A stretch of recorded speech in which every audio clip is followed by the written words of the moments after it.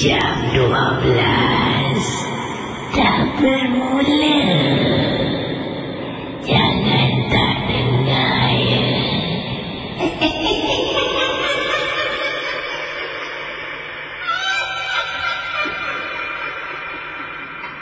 Misteri jam 12.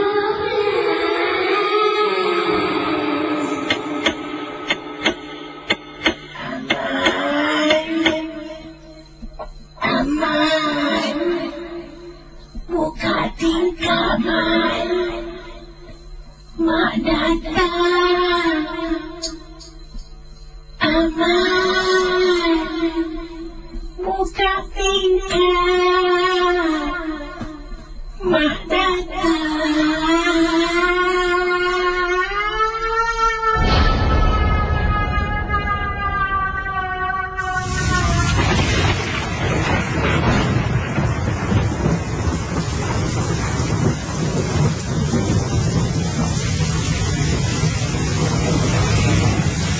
Malam tersebut, Aman dan juga ayahnya sedang nyenyak tidur.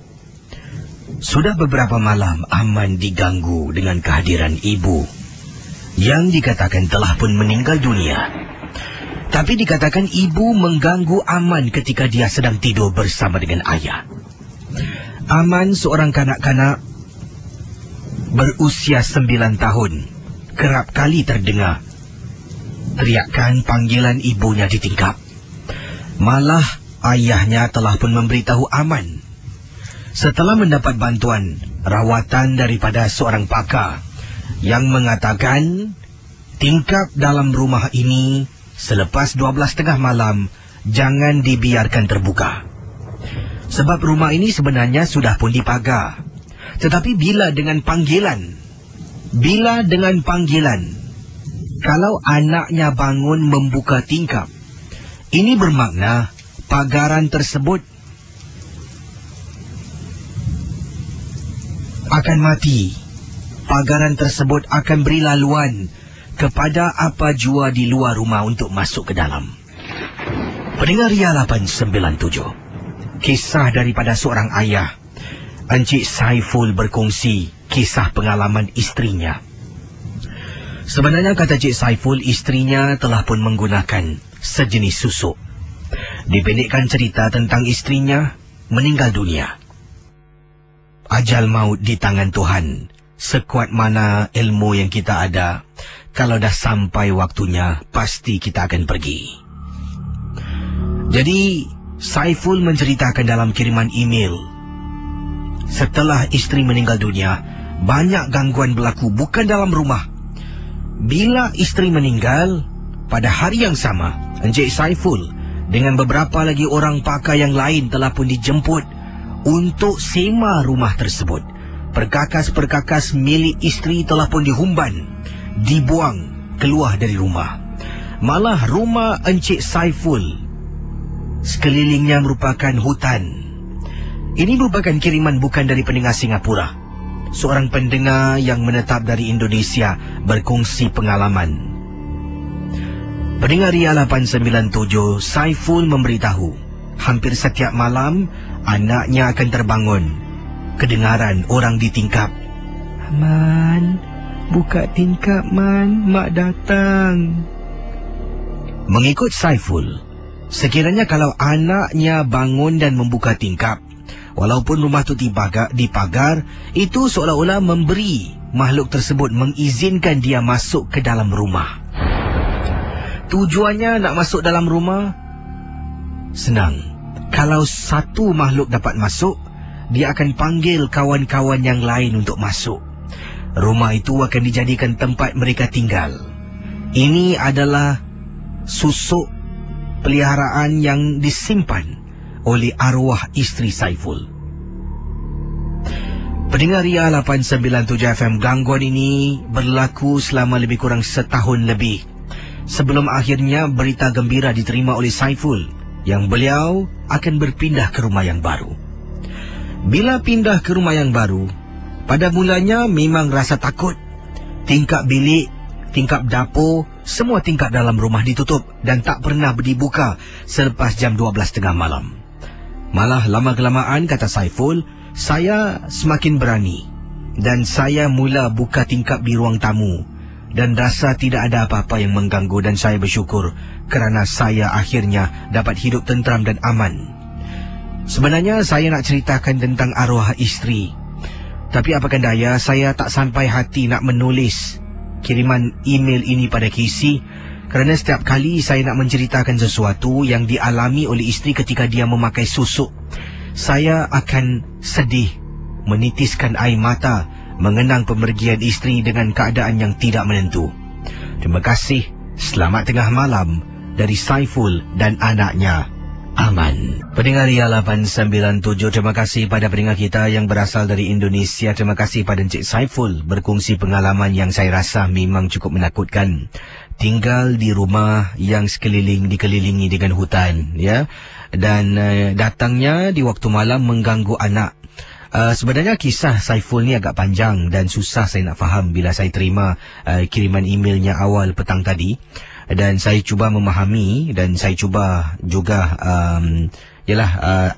tambahkan sedikit perkataan-perkataan yang anda gunakan yang mungkin saya rasa ada yang tak akan faham sebab menggunakan istilah bahasa Indonesia. Baik, itulah pengalaman seorang anak 9 tahun diganggu oleh ibunya. Dan kalau anak itu buka tingkap, setelah mendengar suara ibu merayu suruh buka tingkap, makhluk itu akan masuk ke dalam dan mengganggu Aman dan juga Saiful. Saya rasa satu langkah yang baik Encik Saiful pindah rumah. Tapi bayangkan, setahun lebih kena ganggu. Setiap malam luar rumah mungkin nampak sesuatu, perempuan rambut putih, mungkin nampak kepala manusia, dengar suara nak masuk dalam rumah. Wah, saya rasa tak semua orang mempunyai kesabaran. Setahun lebih kena ganggu tu memang satu perkara yang luar biasa. Baik, kita akan teruskan dengan kisah misteri. Anda boleh hubungi saya di 669-11897. Dan saudara ingatlah, setiap kisah hanya satu hiburan. Tidak ada sesiapa yang boleh mengesahkan kebenarannya. Misteri Jam 12.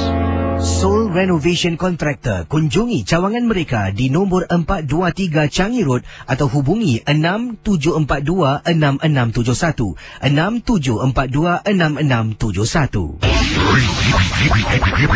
Terja 897 FM. Janganlah.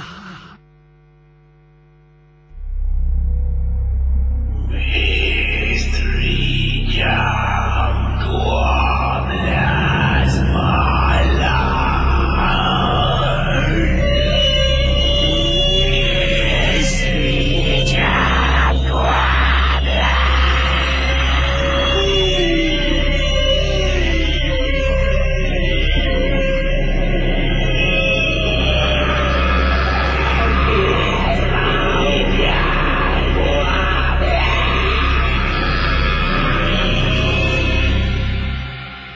Selamat tengah malam, Casey, pendengar Misteri Jam 12. Nama saya Nora. Saya ada satu pengalaman yang menyeramkan. Perkara ini berlaku, kata Nora, ketika saya belum berumah tangga, sekitar usia 21 tahun. Saya ada seorang makcik yang saya rapat sangat. Makcik saya dengan saya dah macam adik-beradik.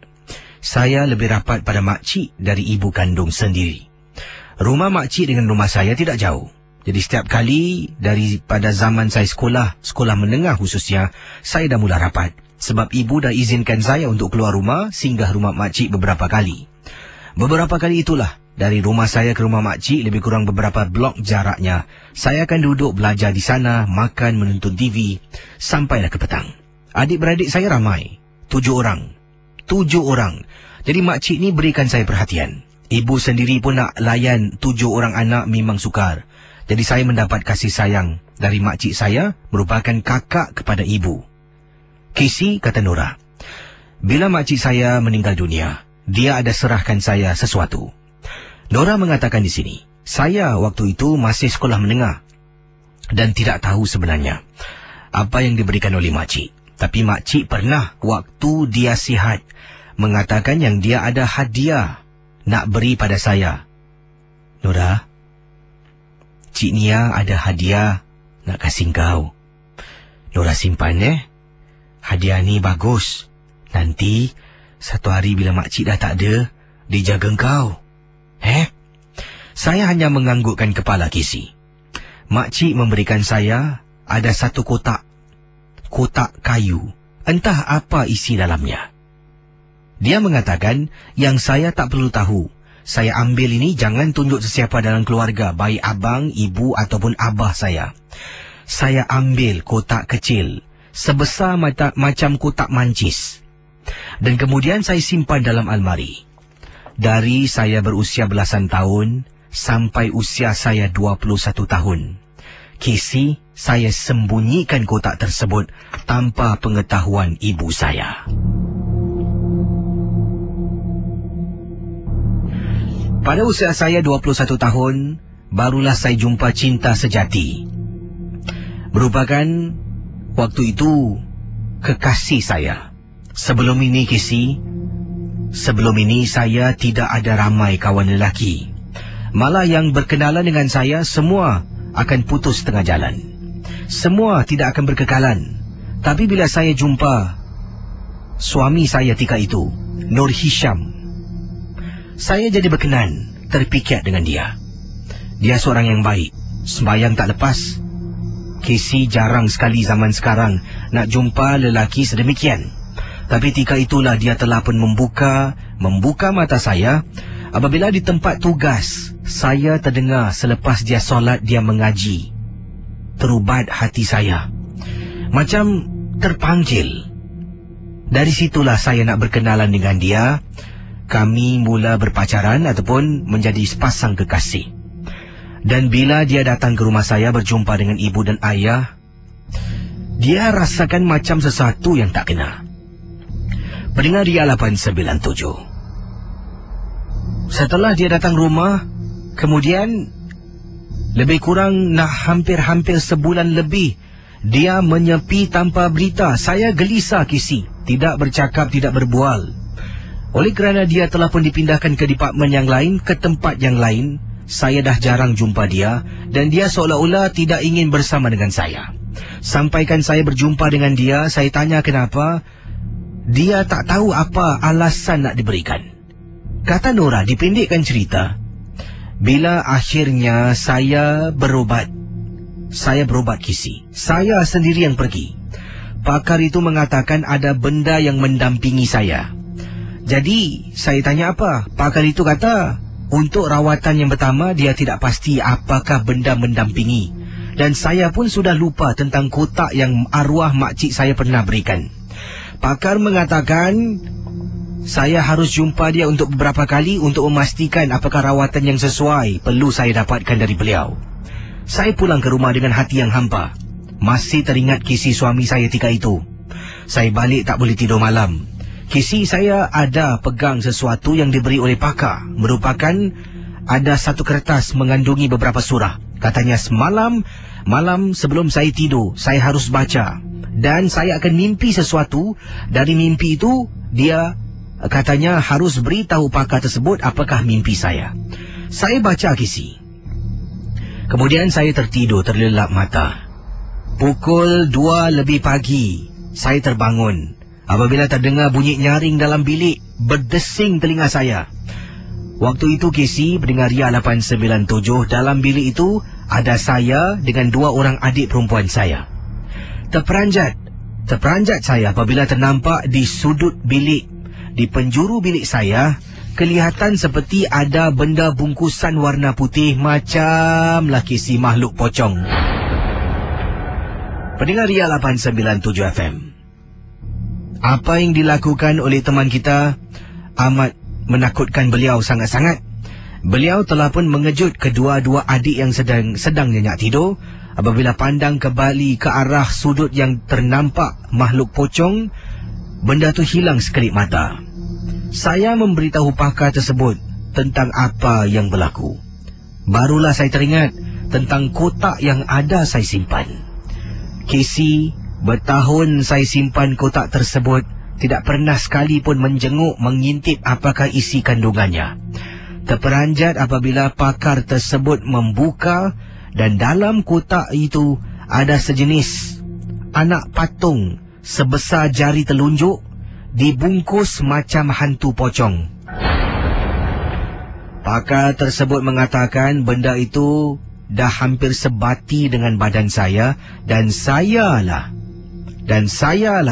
adalah penerima saka yang diturunkan oleh makcik.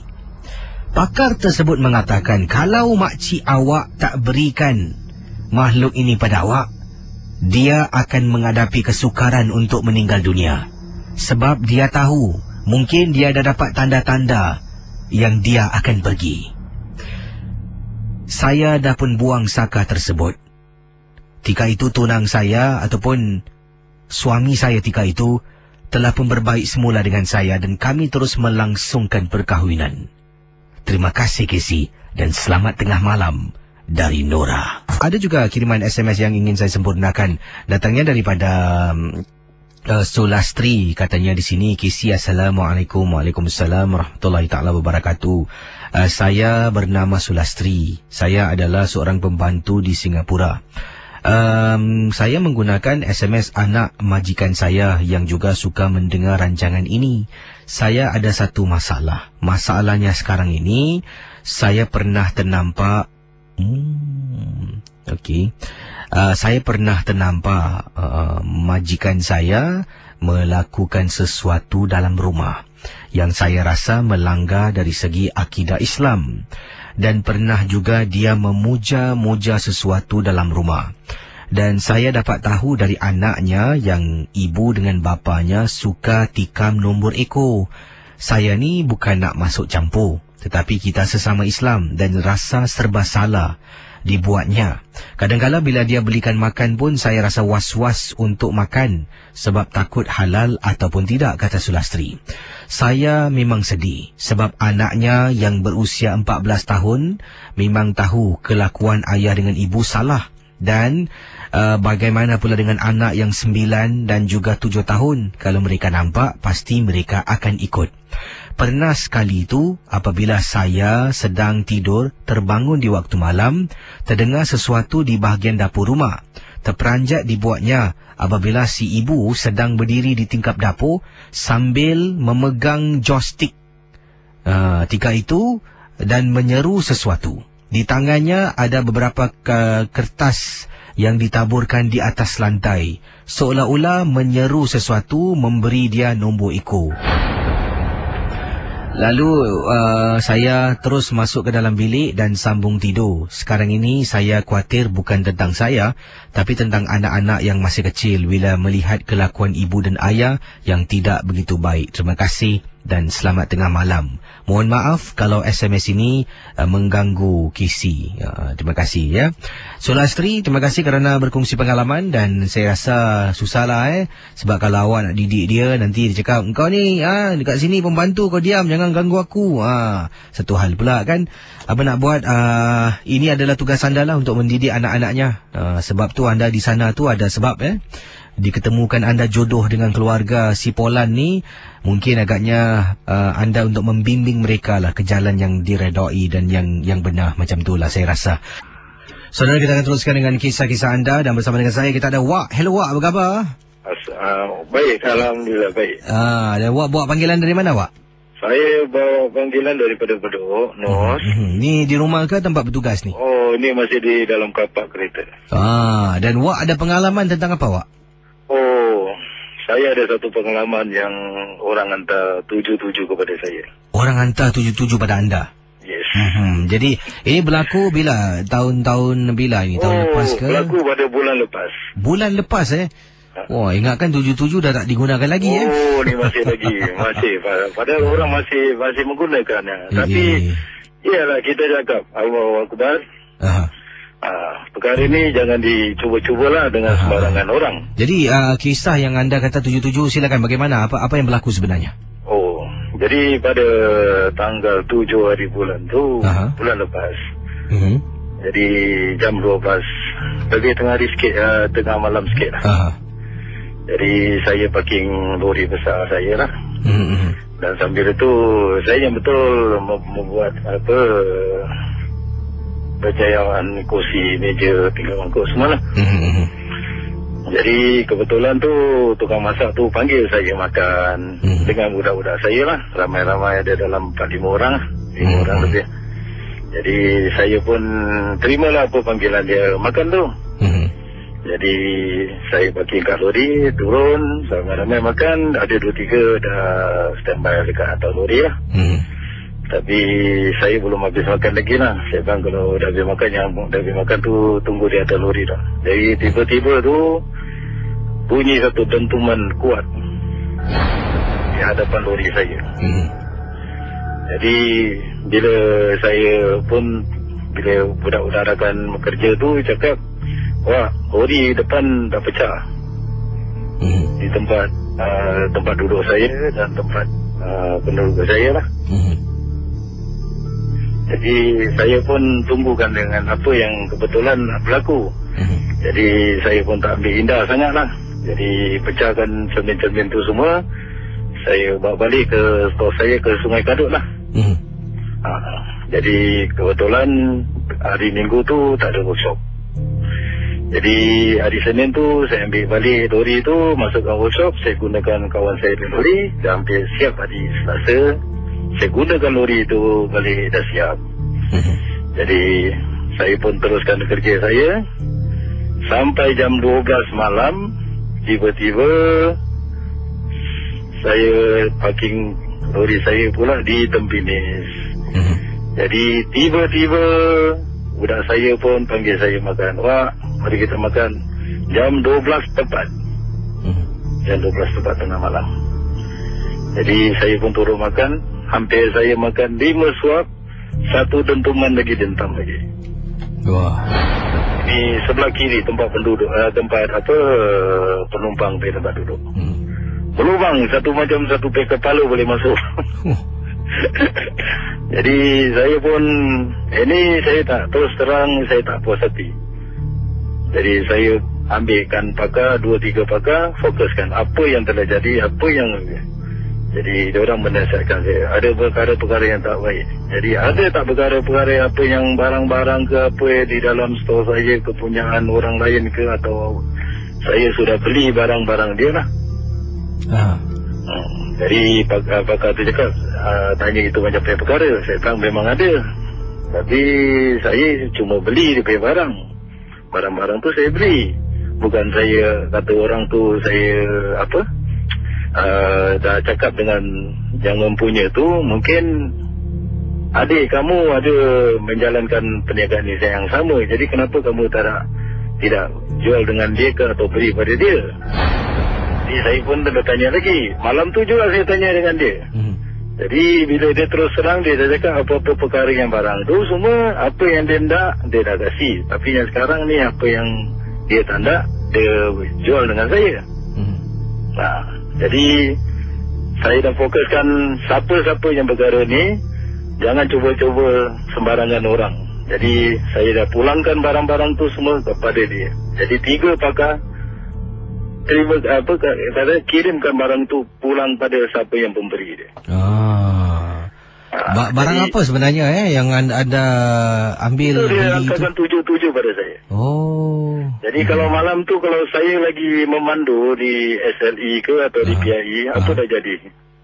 Dahsyat kemalangan jalan raya tu. Jadi saya fikir itu mesti bertabur kita punya lori ni, kalau saya kena tempat mesti saya muntah darah. Jadi saya cuma nak nasihatkan yang ada perkara barang-barang ini, jangan cuba-cuba siapa-siapa yang nak dicuba. Jadi kita memang ada benda yang apa yang penjagaan kita memang ada, kita percaya apa perkara berlaku pada diri saya, kita kan. Jadi kita ada penjaga kita. Mungkin dengan jalan yang benar lah, apa yang kita kata orang amalkan lah. Jadi Allah SWT tu kalau dengan satu titik darah tak izinkan satu titik darah jatuh ke bumi pun, InsyaAllah kita akan selamat. Jadi saya nasihatkan, siapa-siapa yang ada perkara ni, barang-barang ini, jauhkanlah daripada mencuba sembarangan orang. Ya, jadi terima kasihlah. Terima kasih. Penting anda selamatlah ya. Terima kasih ya. Itu memang kita minta selamat. Kita dah fokuskan apa yang kita nak tujukan. Jangan kata orang tu kata orang mencuba-cuba dengan sembarang-sembarang orang. Terima kasih ya. Ya, insyaAllah. Kembali. Baik. Saya akan teruskan dengan kisah berikut ini. Anda boleh hubungi saya dan teman Ria 897. Wah. Ini ada kiriman SMS yang telah pun menangkaplah perhatian saya ni. Datangnya daripada Nordi. Kata Nordi, KC, saya ingin berkongsi sesuatu. Minggu lepas ada sebuah majlis persandingan di salah sebuah tempat di Singapura. Saya tak nak sebut nama tempatnya, KC, sebab saya takut nanti saya kena. Jadi Nordi menceritakan, ada pertunjukan kuda kipang. Kuda kipang bukan yang biasa. Ada pertunjukan kuda kipang yang pernah saya lihat ni macam tarian-tarian biasa. Tapi yang ini, KC, bapa pengantin, keluarga pengantin merupakan penggiat seni kuda kipang. Jadi bila ada persandingan dekat hujung blok tersebut, yang juga telah pun didekorasi, ada persembahan lah. Sesiapa yang nak tengok pertunjukan kuda kipang ni, boleh ke sana. Jadi ada yang dah menurun, ada sampai keluarkan cabuk, dan ada makan kacang, mula menari. Dan saya tengok ada juga ibu-ibu yang tidak benarkan anak-anak mereka untuk melihat.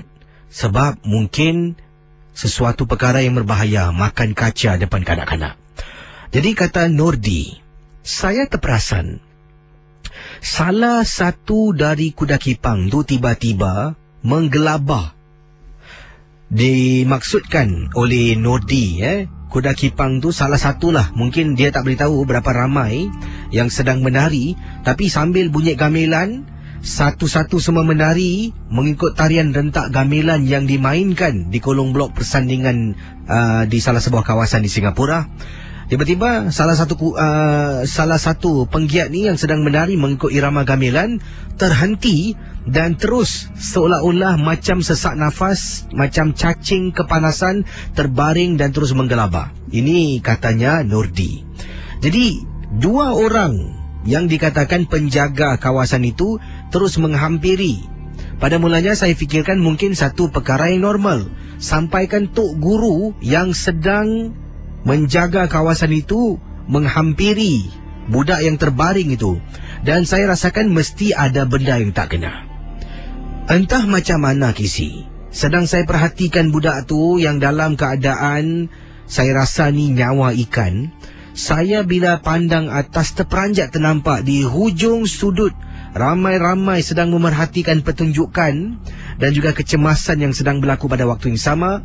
Saya rasa ada seorang pakcik ni yang bersongkok putih, songkok haji. Mulutnya komat kamit dan matanya tajam melihat budak tu. Saya terkejut. KC, orang lain semua tak perasan. Bila saya terperasan dan pakcik tu perasan yang saya sedang tengok dia, dia pejam mata, kemudian dia berhenti daripada membaca. Saya tengok balik budak yang terbaring, baru budak tu okey macam biasa. Saya tengok atas balik, pakcik tu dah tak ada, KC, dah tak nampak pun. Entah ke mana dia lari. Jadi itulah pengalaman saya. Peristiwa yang saya alami hujung minggu lalu ketika menghadiri majlis persandingan di salah sebuah kawasan di Singapura. Untuk pengetahuan KC tolonglah jangan sebut di udara. Nama kumpulan kuda kipang ini adalah baik. Dan itu saja. Terima kasih dari Nordi. Kisah-kisah yang anda dengar merupakan misteri jam 12. Tidak ada sebarang bukti yang boleh mengesahkan kebenarannya. Itu dia kisah. Apa agaknya anda rasalah? Yang anda rasa mungkin yang budak tu lakukan, ataupun lelaki pakcik tua ke yang sungguh tu lakukan. Salah seorang daripada mereka sedang menari, menjoget. Tiba-tiba mungkin kata Nordi, dia ternampaklah salah seorang yang sedang berdiri menyaksikan tu, seorang pakcik bersongkok putih memerhatikan budak yang sedang jatuh, mulutnya sambil komat kamit. Kemudian bila dia perasan Nordi sedang lihat, Nordi nampak dia pejam mata dan dia berhenti dari membaca. Nordi tengok baliklah budak yang terbaring tu dah okey. Dia pandang balik ke hadapannya, mungkin dia kata terperanjat apabila pakcik tu hilang. Mungkin larikan diri ke, tak tahulah. Jadi itulah peristiwa yang diketengahkan. Ini kira saya ada ilmu, Kamu ada ilmu, mari kita rentap. Macam tu lah Ada orang macam tu, dia suka tunjuk-tunjuk. Dan pernah juga saya ceritakan beberapa kiriman email tentang pertunjukan tertentu lah. Ada orang yang tunjuk-tunjuk dia action, kemudian dia pun datang, wah aku ada ilmu, kita tengok siapa paling terror. Dia pun cuma hantar sikit. Jadi itulah yang dikatakan masing-masing nak tunjuk lah siapa hebat lah. Baik, kita ke hujung talian bersama dengan pendengar kita. Dan siapa di hujung talian? Hello, selamat tengah malam. Hello, selamat malam ni. Ya, siapa bercakap ni? Ini Mokhtar ke si? Cik Mokhtar ada pengalaman tentang apa Cik Mokhtar? Ini pengalaman anak saudara saya lah. Dia baru kerja kan. Dalam ini bulan juga dia ternampak. Dia kerja salah sebuah pulau peranginan. Tahu je di mana Silakan. Ya. Ini apa? Dalam 2 minggu lepas lah ke si. Dia kerja sebagai maintenance. Duduk ramai-ramai tengah isap pokok. Sekali diorang terserempak dengan apa tau? Pasukan tentera Jepun lah tengah baris tanpa kepala tengah baris tanpa kepala. Jadi diorang berterabur lah lari. Itu dalam 2 minggu lepas gitu lah. Jadi dalam seminggu lepas ni jumpa lagi 2 kali.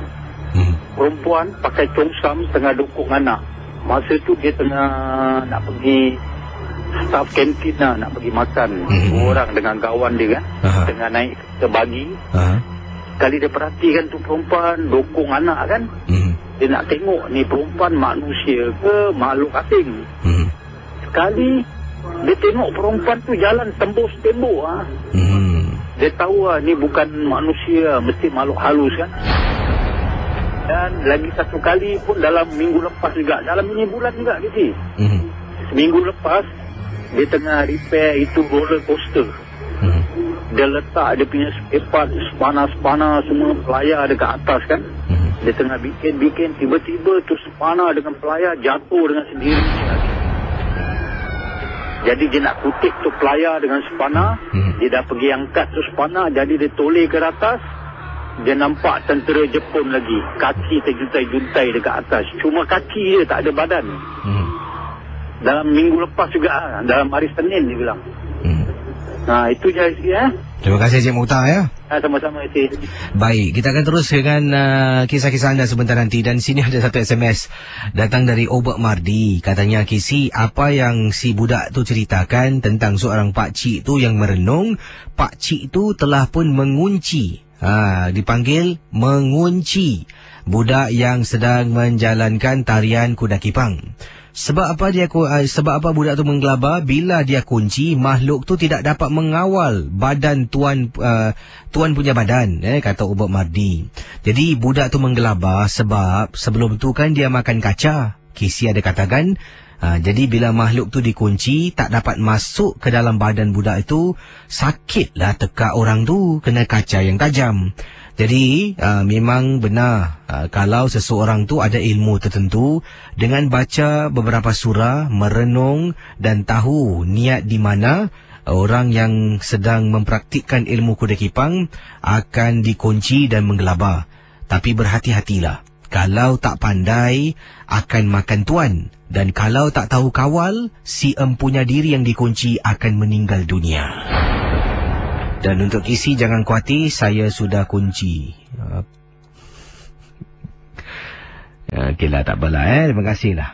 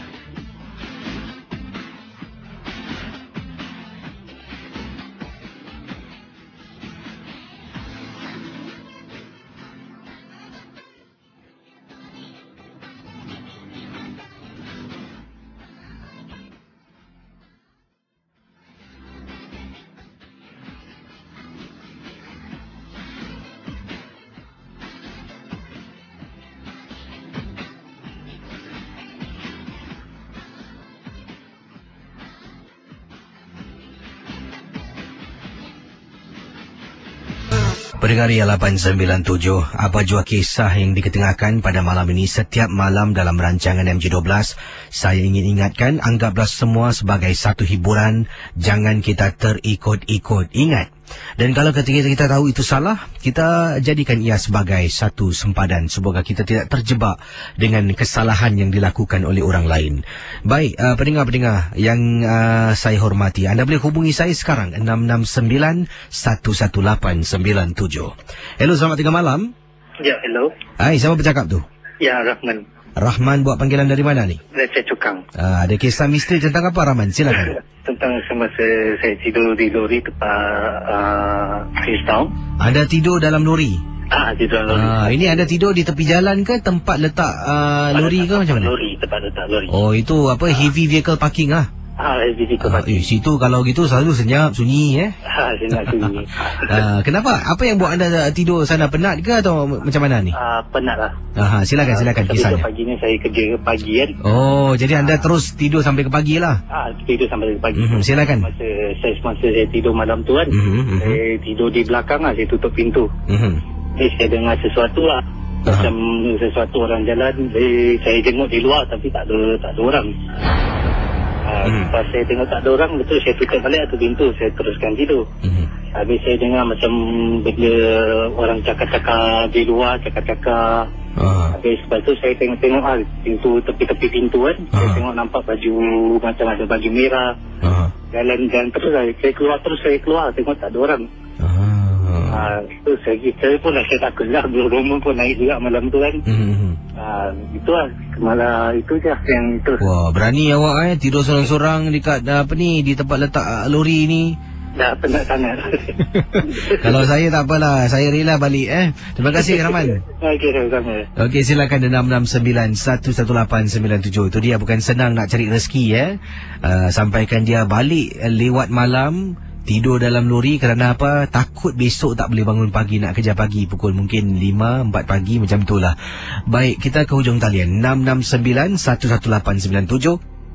Dan sebentar nanti saya akan bacakan pengalaman seorang pendengar jiran sebelah rumah yang mengatakan dia syak yang jiran sebelahnya ada pelihara tuyul dan pernah duit dia hilang dan dia rasa itu adalah perbuatan jirannya. Tapi saya tak nak sebutkan sebab ini dia khusus lah tinggal mana, blok semua dia kasih. Nak bercerita boleh, tapi jangan sampai kita mengaibkan orang. Jangan buat tuduhan tanpa bukti yang kukuh. Baik, kita ke hujung talian dahulu. Sebentar nanti saya akan kembali dengan kisah daripada pendengar kita tentang jiran sebelah yang disyaki memelihara makhluk tuyul sebab duitnya katanya dah banyak kali hilang. Hello, selamat tengah malam. Hello, Ceci. Ya, siapa bercakap ni? Alia. Alia, apa khabar? Baik. Ni buat panggilan dari mana, Alia? Saya dari Clementi. Silakan, orang Clementi, tentang apa ni? Okey, Casey, dulu macam semalam saya pernah, Casey pernah cakap kan kalau macam kita ternampak benda tu menghalang kita punya jalan, kita nak jalan terus ataupun kita nak patah balik. Ini semalam lah. Jadi apa anda buat?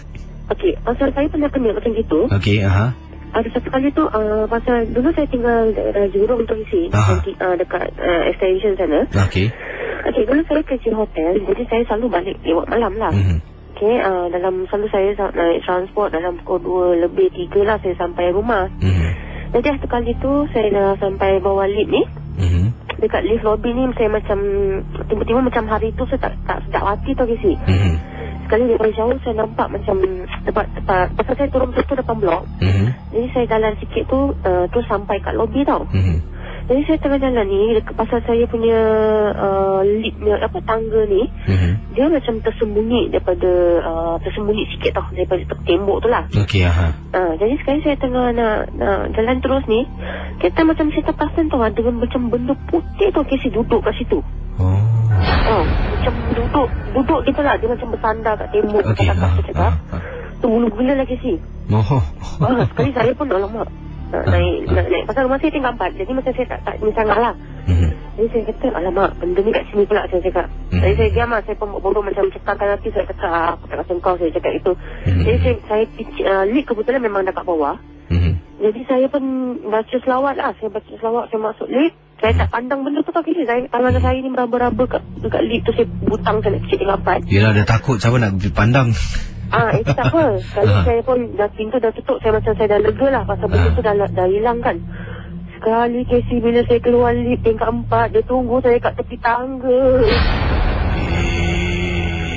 Kemudian apa reaksi anda bila anda nampak anda keluar dari lift tu seolah-olah dia ada di tingkat 4 tepi tangga sedang menyandar tu, apa anda buat?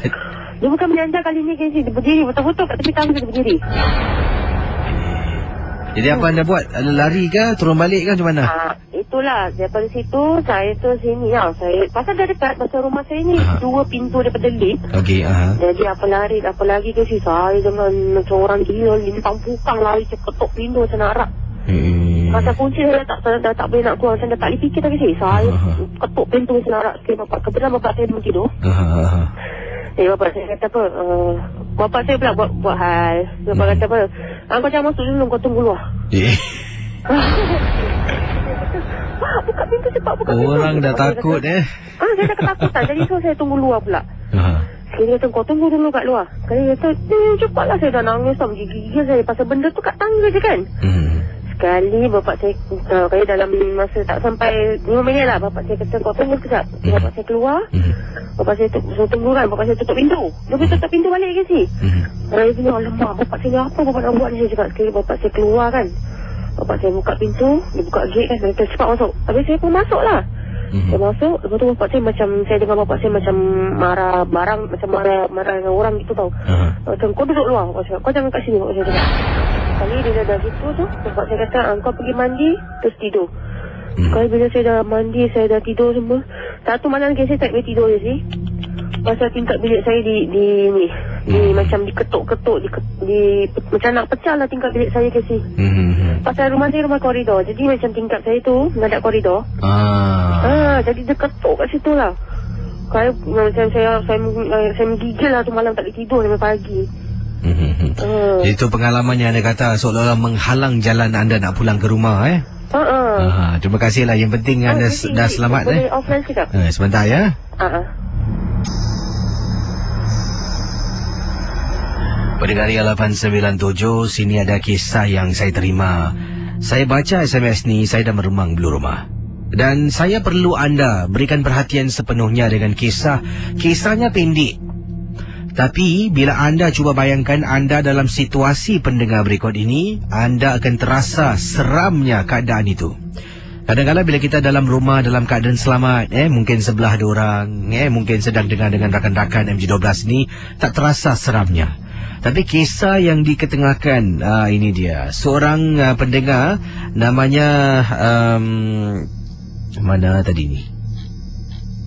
Ini dia, Nazira berkongsi, dan Nazira mengatakan bila terkena gangguan ini, beliau terus tak pergi kerja. Bukan cuti MC, bukan, sendiri tak nak kerja sebab dia bertugas shift malam. Sampailah dia ditugaskan pada waktu yang lain, bukan malam. Jadi bila dia shift malam tu ataupun shift petang balik malam tu, inilah gangguan yang berlaku di rumahnya. Dan mungkin kebetulan tempatnya agak sama, Jurong West Extension. Saya balik rumah setelah saya kerja. Habis kerja sampai rumah, transport hantar saya, kata Nazihah, pukul 1 lebih pagi. Setiap hari saya permanent malam. Jadi apa yang berlaku, Casey? Katanya di sini bila saya berjalan daripada kolong blok nak pergi menuju ke arah lobby lift pada hari kejadian, hati saya rasa tak sedap. Hati saya rasa sesuatu ada yang tak kena. Saya pun singgah sebentar pergi ke peti surat untuk mengeluarkan surat ataupun melihat surat apa yang ada lah. Jadi kata Nazihah pada malam yang disebutkan. Suspend sikit lah kita kembali selepas pesanan berikut ini. Suspend. Ria, terus berhibur bersama kami sebentar lagi. Misteri Jam 12. Soul Renovation Contractor. Kunjungi cawangan mereka di nombor 423 Changi Road atau hubungi 6742-6671. 6742-6671. Okey, pendengar Ria 897. Jadi Nazihah menceritakan tentang awal tadi. Dia balik daripada tempat tugas 1 lebih pagi. Kisahnya memang seram. Dan sekarang ni anda cuba pejamkan mata. Katanya dipendekkan cerita, saya menuju ke arah lift. Bila sampai, lift dah terbuka. Tingkat 1 saya masuk dalam. Kemudian ada seorang makcik sedang berjalan menuju ke arah lift. Saya tekan butang, pintu terbuka. Makcik tu masuk, berdiri di belakang saya. Sebelum sempat saya tekan tingkat rumah saya dan tanya makcik tingkat berapa, saya tengok tingkat 11 dah ada orang tekan. Jadi makcik ni tinggal tingkat 11 sebab saya tinggal tingkat 8. Pendengar Misteri Jam 12. Pintu lift tertutup, makcik berdiri di belakang. Casey, bau makcik ni Casey punyalah wangi macam bau sejenis bunga yang digunakan oleh orang-orang India. Saya tak pasti nama bunganya, kata Naziha. Lift rumah saya jenis yang ada cermin di bahagian hadapan, boleh nampak luar. Bila lift tu naik tingkat 2, boleh nampak luar. Bila lift tu naik antara tingkat 2 dengan tingkat 3, nampak tembok. Bila nampak tembok, boleh nampak reflection belakang. Saya nampak makcik sedang berdiri di tingkat 2. Reflection tingkat 3, makcik sedang berdiri. Reflection tingkat 4. Pendengar Ria 897 FM, saya terpekik dalam lift sekuat-kuatnya. Makcik di belakang saya, mulutnya ternganga Casey. Casey, saya tidak main-main, ternganga lebih kurang panjangnya sampai ke bahagian dada makcik tersebut. Matanya terbeliak. Saya nampak sekejap sebab bila lift naik antara tingkat 3 dan 4, ternampak membuat saya terperanjat. Kemudian saya dalam lift Casey nak tunggu tingkat 8, lift bergerak. Punyalah lama Casey. Semakin lama saya kesut, makin depan rapat badan saya dengan lift. Di belakang makcik tu dah bersuara.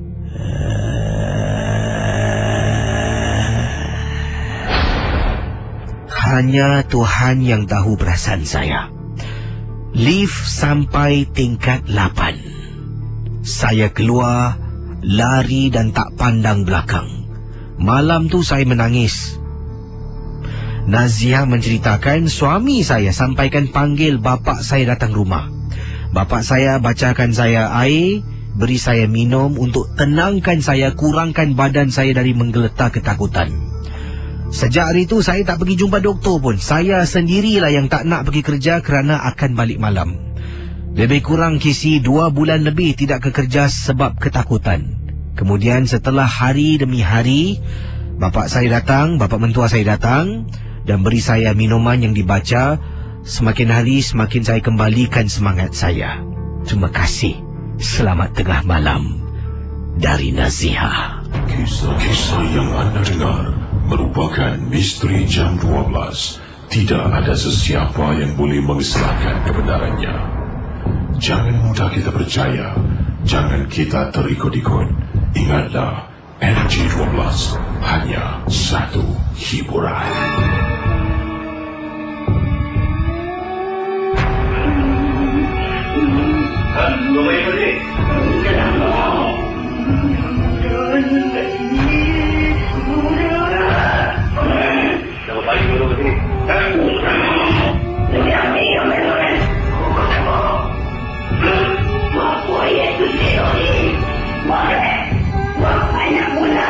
Misteri Jam 12. Wah, saya ni boleh terbayang pula. Naziha, saya cakaplah, kisah awak ni buat saya segan nak naik lift balik malam ni. Seram, Beb. Apa tak seram, ini betul seram. Terima kasih Naziha, kisah yang pengalaman cukup menarik sangat-sangat lah. Dan beliau sendiri kata, saya tak ada jumpa doktor Casey. Saya sendiri ambil cuti, terus tak nak pergi kerja. Oh lah, tak tahulah. Kalau anda jadi macam tu, apa anda buat? Dalam lift terperangkap, nak buat macam mana? Terpekik je lah. Terima kasih bagi anda yang sedang memantau Misteri Jam 12. Terima kasih lah bagi anda kirimkan SMS yang berkongsi pengalaman dan yang suka dengan kisah-kisah pada malam ini. Wah, ada yang kata memang menyeramkan. Dan saya nak tahulah sebenarnya yang Naziha kata dalam kiriman ini, bau bunga yang orang India suka gunakan. Bunga jenis apa tu? Mungkin ada rakan-rakan kita yang berbangsa India sedang mendengar. Apakah antara bunga kegemaran lah yang anda gunakan? Mungkin sebab saya pernah tengok juga kadang-kala dijadikan macam satu kalung bunga tersebut. Bunga apa tu baunya? Baunya kuat dalam lift tersebut. Yalah, nampak makcik tu diri, lepas tu naik atas lagi nampak masih berdiri. Naik atas lagi makcik tu mulut ni tengah-tengah sampai ke dada.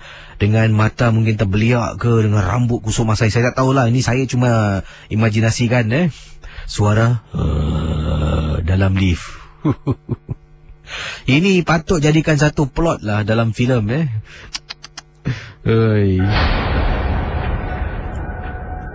Baik, saya akan teruskan dengan pemanggil kita selanjutnya. Anda boleh hubungi saya di 669-11897. Terima kasih sekali lagi pada Naziha.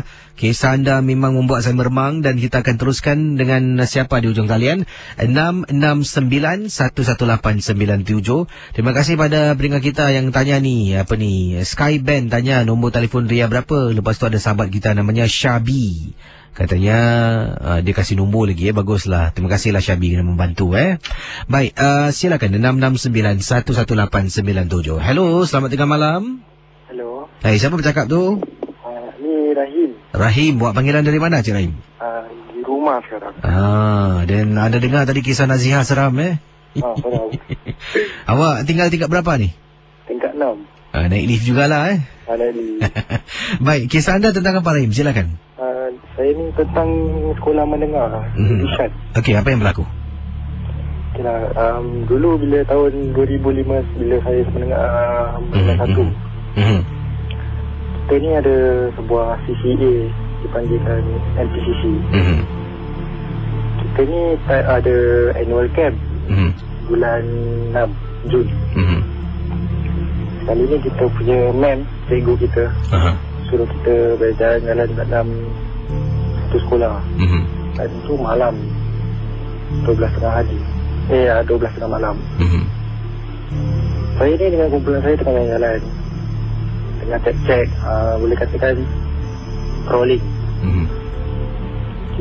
Cikgu suruh orang jalan tepi-tepi gate, cek tepi hutan, tengok ada benda suspicious lah.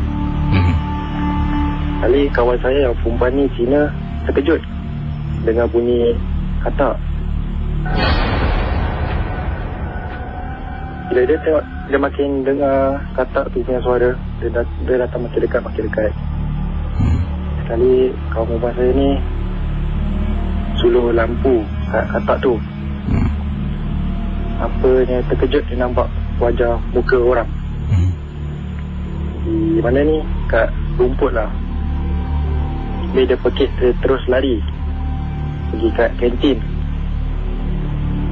Habis kita semua kejar dia lah, cakap asal kau lari. Dia cakap dia nampak wajah muka orang kat rumput. Jadi kita pun takut-takut lah, berumur kita semua naik.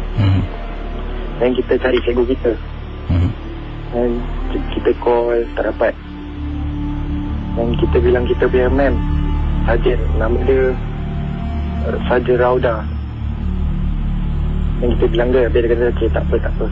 Sekarang korang punya kerja pergi kat science room, naik tingkat 4. Okay. Dia kata dia nak nampak orang kat jalan-jalan kat sana, jadi tolong check lah.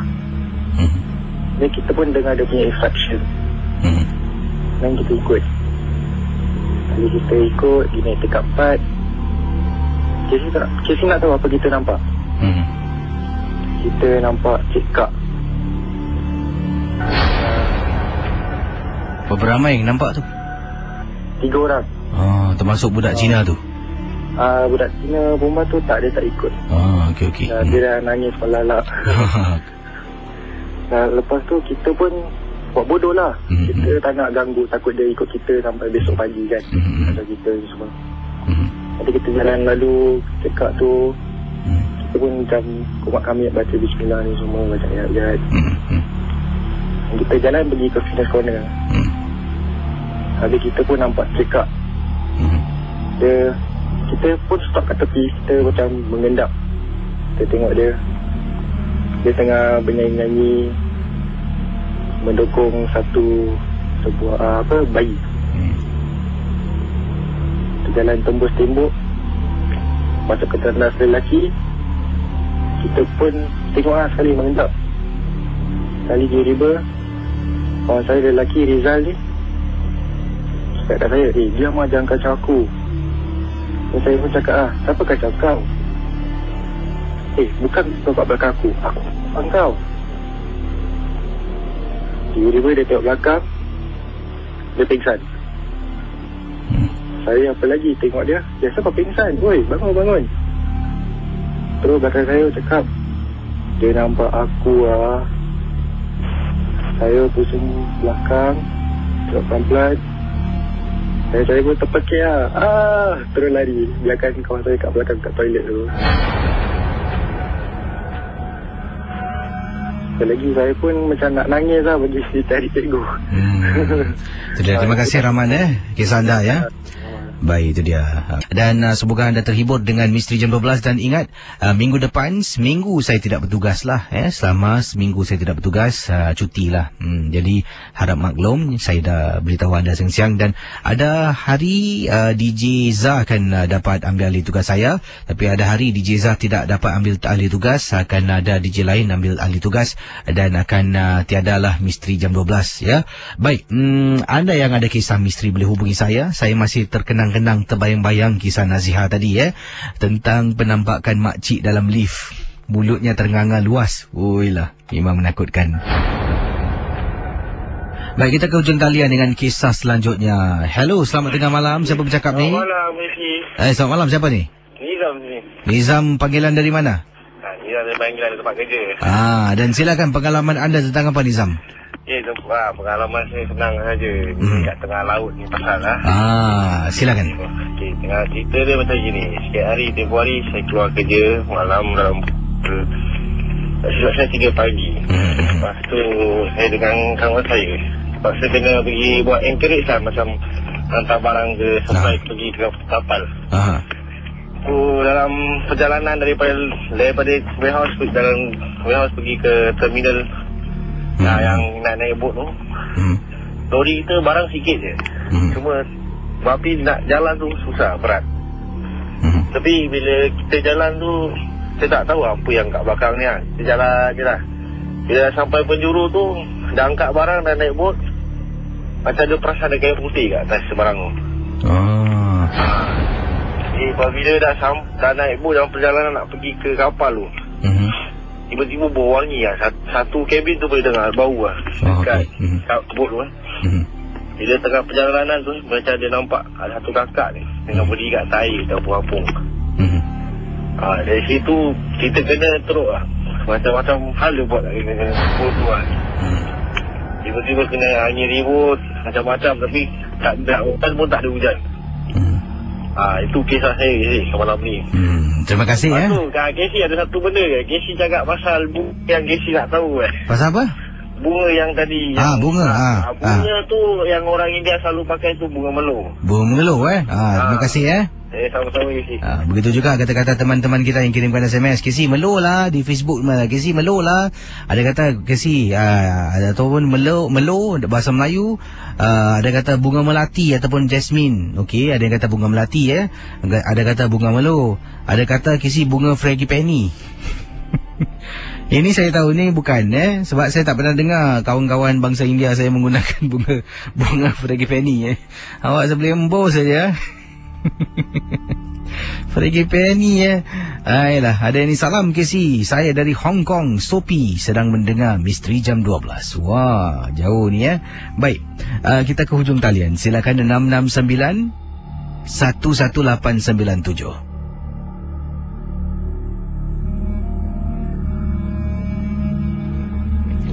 Hello, selamat pagi. Hello. Hai, siapa tu? Zack sini. Zack, ada pengalaman apa Zack? Silakan. Pasal rumput lah. Silakan. Pasal apa? Selalu saya kata sama mak saya. Tu hari kan. Hello. Ya, silakan terus. Tapi tu macam saya macam apa tu, macam orang buat saya lah, macam nak bunuh mak saya. Habis saya ambil gunting kan, cucuk saya punya kaki lah. Tak tahu lah pasal manusia ni apa, cemburu semua ni semua lah. Hello. Ya, silakan terus. Tapi tu saya pun nak tahu lah, kenapa orang semua ada benda macam tunjuk lah, show off semua. Jadi ada ilmu nak tunjuk lah macam tu.